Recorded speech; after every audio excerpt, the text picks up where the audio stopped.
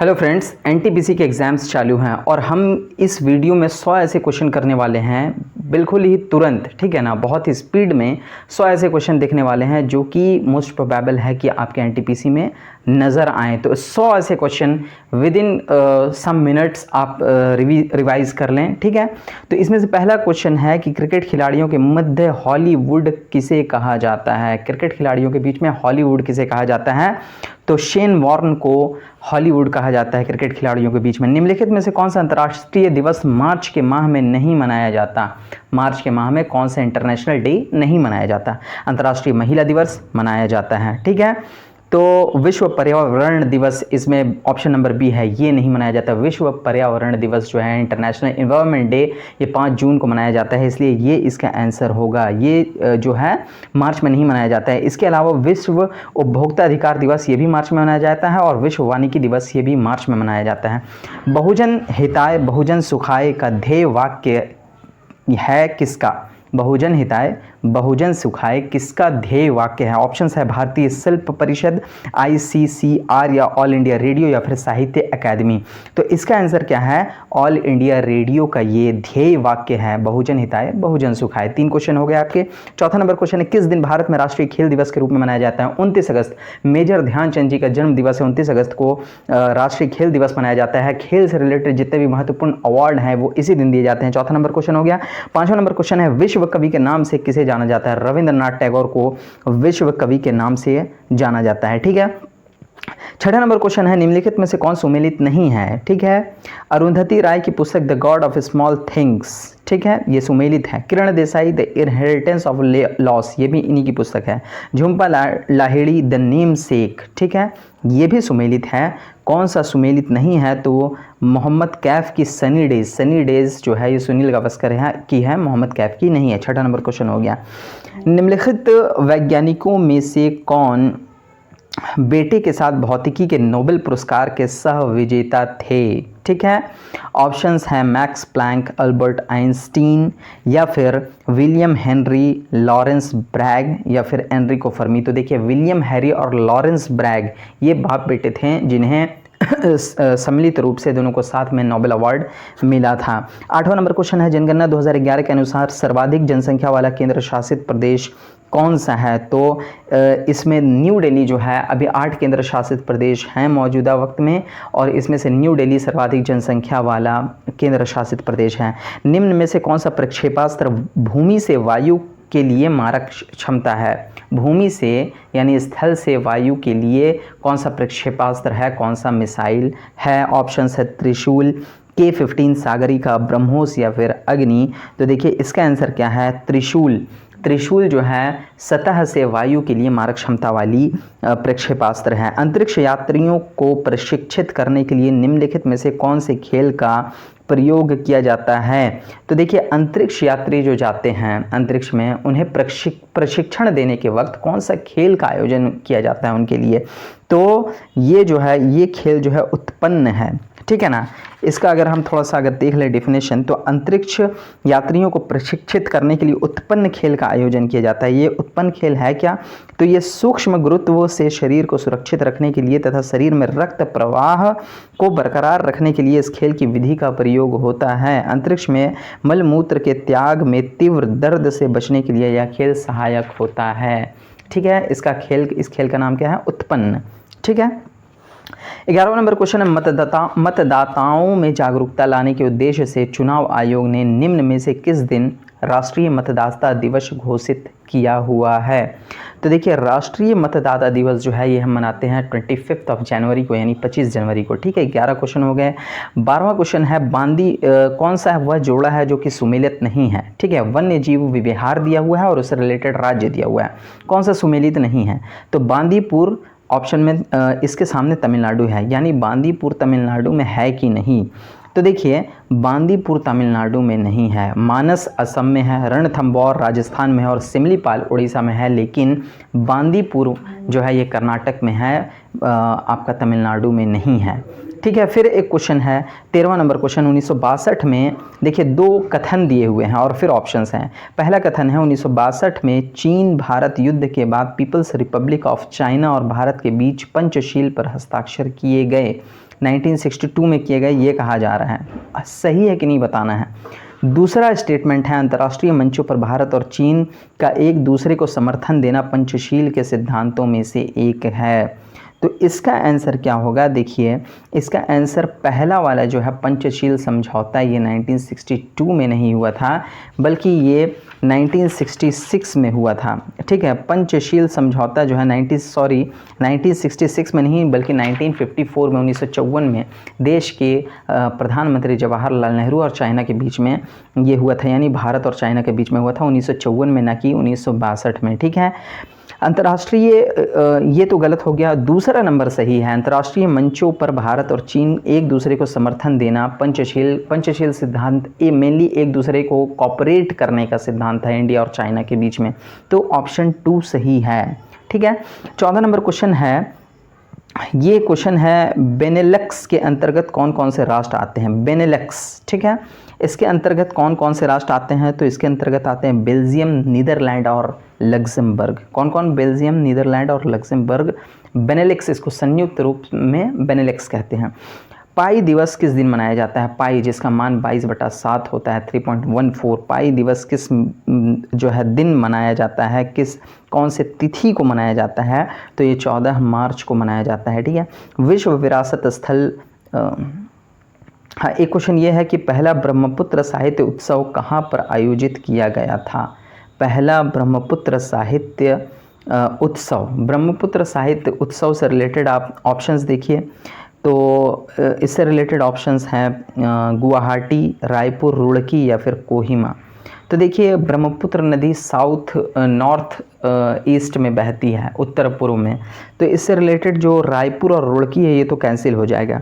ठीक है, इसमें गुवाहाटी जो कि असम में है, असम की राजधानी है। ठीक है, इसमें पहला ब्रह्मपुत्र साहित्य उत्सव, ब्रह्मपुत्र नदी जो असम से निकलती है तो उससे आप क्लू अनुमान लगा सकते हैं। ठीक है, फिर क्वेश्चन है पोखरण में किस वर्ष पहला परमाणु परीक्षण किया गया था। ये तो रेलवे का फेवरेट क्वेश्चन है।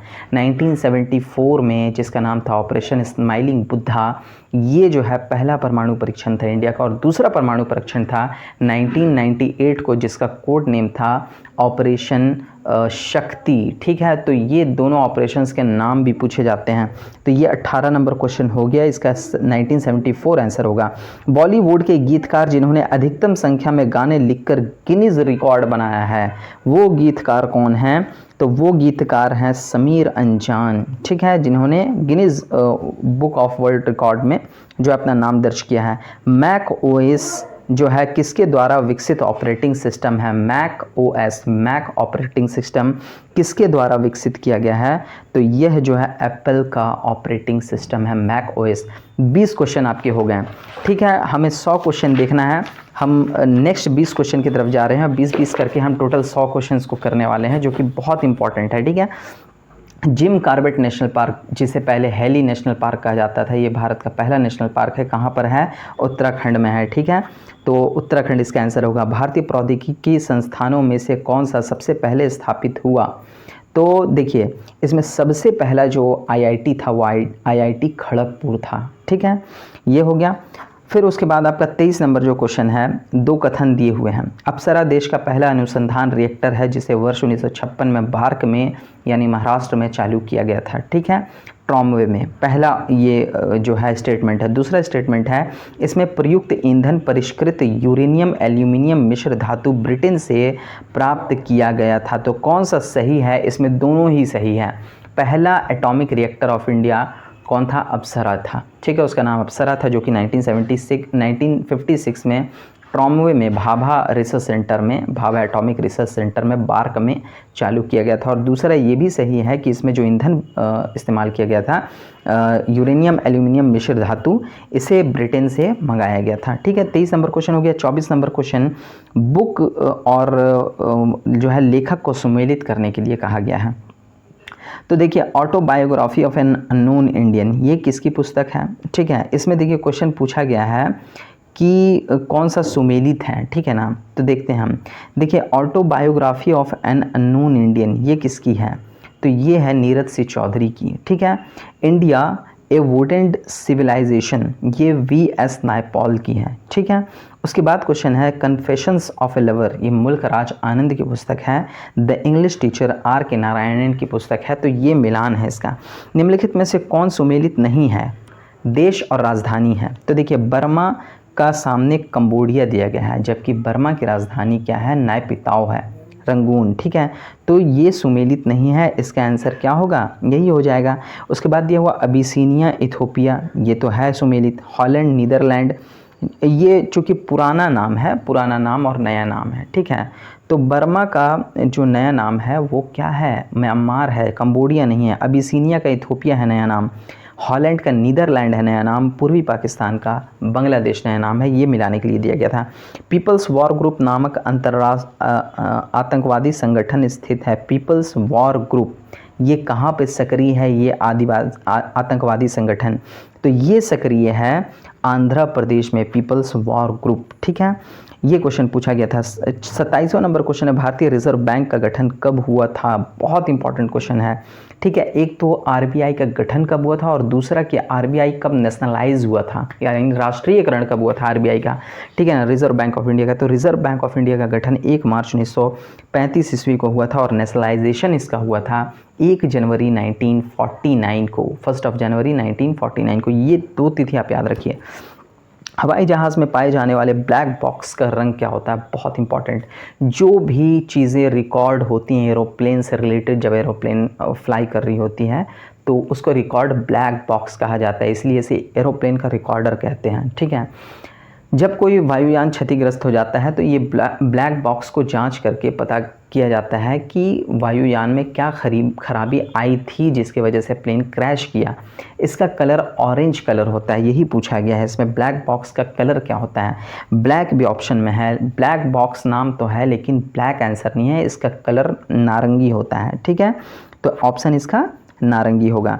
बिहार की प्रथम महिला उप मुख्यमंत्री कौन थी? तो रेणु देवी बिहार की पहली महिला उप मुख्यमंत्री थी, जो कि हाल ही फिलहाल बनी थी। वार्ड ऑफ एवन के नाम से किसे जाना जाता है? वार्ड ऑफ एवन के नाम से तो विलियम शेक्सपियर को वार्ड ऑफ एवन के नाम से जाना जाता है। विलियम शेक्सपियर के बहुत सारे बुक्स हैं, ठीक है, इंपॉर्टेंट, जो कि पूछे जाते हैं, वो आप देख सकते हैं। बंदी की दुविधा है ना, प्रिजनर्स डायलेमा शब्द निम्नलिखित में से किससे संबंधित है? तो बंदी की दुविधा यानी प्रिजनर्स डायलेमा, ऑप्शंस है कांच निर्माण की तकनीक, या फिर नौवहन उद्योग के लिए प्रयुक्त एक शब्द, या फिर क्रीड़ा सिद्धांत यानी गेम थ्योरी के अंतर्गत स्थितियों में से एक है ये वर्ड, या फिर सुपर कंप्यूटर का नाम है। बंदी की दुविधा यानी प्रिजनर्स डायलेमा, ये जो है गेम थ्योरी के अंतर्गत स्थितियों से रिलेटेड एक सिद्धांत है, ठीक है। ये हो गया। गगनचुंबी इमारतों का नगर किसे कहा जाता है? न्यूयॉर्क को गगनचुंबी इमारतों का शहर कहा जाता है, जो कि अमेरिका में है, यानी यहाँ पर बहुत ऊंची ऊंची इमारतें हैं, ठीक है। उसके बाद क्या है क्वेश्चन, येन किस देश की मुद्रा है? येन जापान की मुद्रा है, ठीक है, ये भी हो गया। उसके बाद में जो आपका यहाँ पे 35वां नंबर क्वेश्चन है, नेहरू ट्रॉफी किस खेल से रिलेटेड है? तो नेहरू ट्रॉफी हॉकी खेल से रिलेटेड है। 16वां नंबर क्वेश्चन है, मिस्र का सबसे बड़ा पिरामिड कौन सा है? ऑप्शन है कफरी पिरामिड, या फिर मेनकौर पिरामिड, या कुफू पिरामिड, या फिर जेड्रेफेक पिरामिड। तो इसका आंसर क्या है? कुफू पिरामिड। कुफू पिरामिड मिस्र का सबसे बड़ा पिरामिड है। निम्नलिखित में से कौन मद्रास का मोजार्ट के रूप में जाना जाता है? मद्रास का मोजार्ट। तो इसका आंसर क्या है? इसका आंसर है AR रहमान। ये मद्रास से रिलेटेड है और मद्रास का मोजार्ट इन्हें कहा जाता है। ये बहुत ही फेमस गायकार हैं और स्लम डॉग मिलियनेयर में इन्होंने जो गाना गाया था, तो AR रहमान को मद्रास का मोजार्ट कहा जाता है। मध्यकालीन प्रसिद्ध साहित्य प्रतिभा गुरु बसव ने किस भाषा में अपने प्रसिद्ध साहित्यिक कार्यों को संकलित किया है? तो इसका आंसर क्या है? कन्नड़ लैंग्वेज में, ठीक है। उसके बाद क्वेश्चन है, कौन सा खेल इस समूह का सदस्य नहीं है? कौन सा खेल? 4 खेलों का समूह दिया गया है, आपको छांटना है। Hockey, cricket, kabaddi, basketball. तो देखिए यहाँ पे हॉकी, क्रिकेट और जो है basketball, hockey, cricket, basketball. Kabaddi जो है यहाँ पे अलग है, क्यों? क्योंकि हॉकी, क्रिकेट, बास्केटबॉल में बॉल का इस्तेमाल होता है लेकिन कबड्डी में नहीं होता है, तो इसे हम छांट सकते हैं। उसके बाद क्वेश्चन है, देखिए यहाँ पे 40 क्वेश्चन लगभग आपके हो गए और हम 10 क्वेश्चन देख लेते हैं, ठीक है, आज के लिए। तो यहाँ पे क्वेश्चन है कि शानदार दूरियों का शहर किसे कहा जाता है? शानदार दूरियों का, ठीक है, इसका आंसर जो है वो है, इसका आंसर है आपका लंदन, जिसे शानदार दूरियों का शहर कहा जाता है, ठीक है, तो इसका आंसर लंदन है। उसके बाद क्वेश्चन है आपका, निम्नलिखित में से किस नेता की हत्या नहीं की गई थी? ठीक है, महात्मा गांधी हत्या की गई थी, लियाकत अली ख़ां, मोहम्मद अली जिन्ना या फिर लुई माउंटबेटन। तो देखिए इसका आंसर क्या है, किसकी हत्या नहीं की गई थी, ये क्वेश्चन है आपके पास, ठीक है। तो देखिए मोहम्मद अली जिन्ना की हत्या नहीं की गई थी, बल्कि जो है ये बीमार होकर के, बहुत कमज़ोर होकर के फ्री डेथ किए थे, जिसमें माउंटबेटन, लियाकत अली ख़ां और महात्मा गांधी, इन सभी की हत्या की गई थी। उसके बाद क्वेश्चन क्या है कि निम्नों में से सिख धार्मिक परंपरा का कौन सा स्थान भारत में नहीं है? नांदेड़, केसरगढ़ या पाउंटा साहिब या फिर ननकाना साहिब। तो इसका आंसर क्या है? ननकाना साहिब। ननकाना साहिब पाकिस्तान में है, भारत में नहीं है। विजय घाट किसका समाधि स्थल है? तो विजय घाट जो है ये लाल बहादुर शास्त्री का समाधि स्थल है, ये क्वेश्चन पूछा गया। सुपर मॉम के नाम से किस प्रसिद्ध खिलाड़ी को जाना जाता है? तो मैरी कॉम को सुपर मॉम के नाम से जाना जाता है। केंद्रीय आलू शोध अनुसंधान संस्थान कहाँ है?